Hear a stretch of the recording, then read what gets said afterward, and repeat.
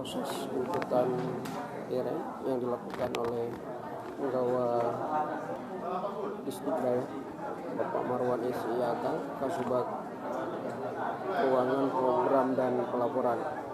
Dan saat ini Distrik Daya telah berhasil melakukan proses inputan awal dalam rangka sinkronisasi dan harmonisasi proses data pembangunan. Inilah suasana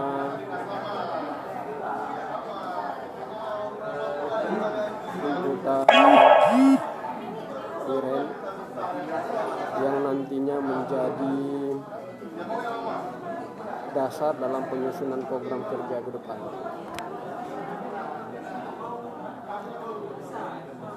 Para warga Kota Banda Aceh, saya melaporkan bahwa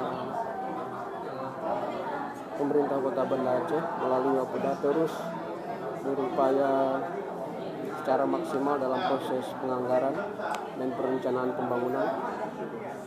Dan ini langkah baru dilakukan oleh Wapda dalam rangka mengontrol setiap perencanaan berbasis aplikasi.